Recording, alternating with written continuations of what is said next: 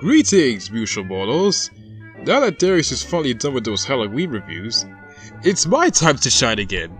Speaking of which, what do you plan on looking at now? Or mostly not so well known or not so well received games. I have a lot of experience with that stuff. By the by, have you lost weight? Lost weight? What do you mean? You look different. Your face is less chubby than normal. I don't know what you're talking about.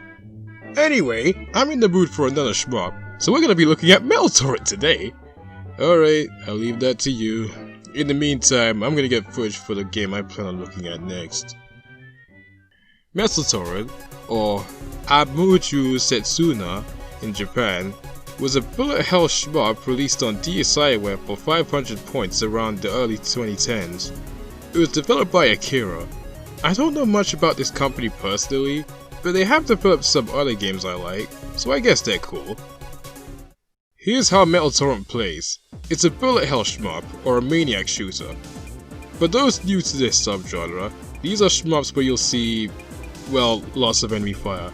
Though to make things easier on the player, your ship's hitbox is actually the very center pixel of it, not the whole ship itself.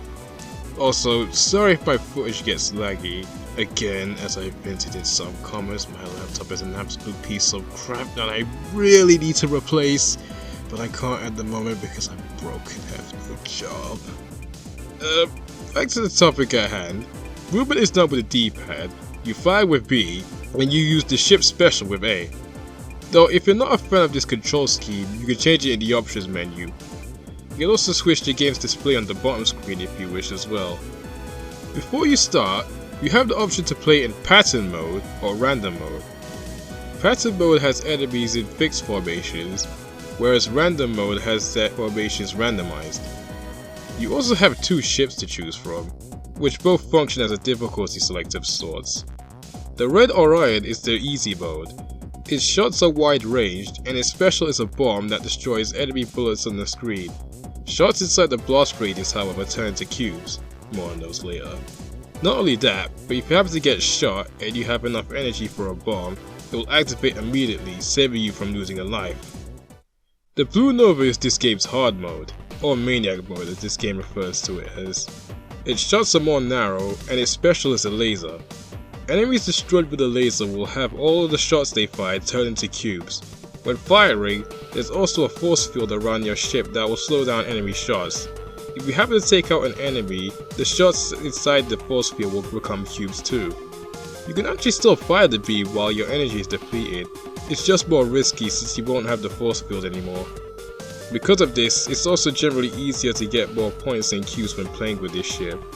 Honestly, I love this game's approach to difficulty. It's got a risk-reward thing going on. Do you want to play with the Red Orion and play it safe but not get a good score? Or do you want to play with the Blue Nova where it's easy to get points and cubes but it's also much easier to get gunned down? Alright, I better explain those cubes already. They're things you can collect when shooting down enemies. Collecting them consecutively allows them to be chained and go up in value. When you collect 1,000 of them, you get an extra life. Collecting them also restores your energy meter too. The enemy and boss variety is a bit shallow unfortunately. Counting the boss, yeah, each boss encounter is almost exactly the same and has different firing patterns. There's only 9 enemy types in this game. 9! The soundtrack is kinda on the shallow side too. While I do like it, there's only 6 songs in this game's entire soundtrack. In fact, let's count them all. There's the title screen theme, the main menu theme, the Red Orion's theme, the Blue Nova's theme, and yes, that also means you're mostly hearing one song throughout a playthrough of this game, the boss theme, and the credits theme. And I guess there's also the game over theme, but that's more of a jingle, so I don't count that. Again, I don't dislike this game's soundtrack, I just wish there was more of it, that's all.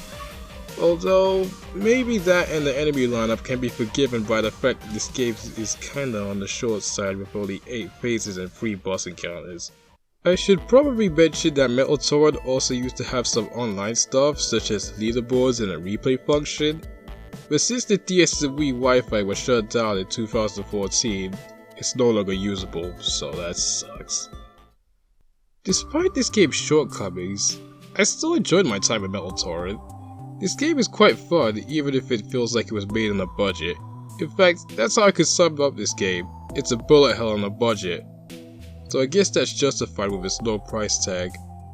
If you're looking for a cheap bullet hell on the 3DS in price and quality, check this game out at the eShop. This game isn't a must play, but there is some fun to be had here. Wow, I actually had more fun revisiting this game than I thought I would. I hope you all enjoyed this review too. I'm off to look at a game we can look at next time. So thank you for watching, be good, and stay healthy, fellow mortals.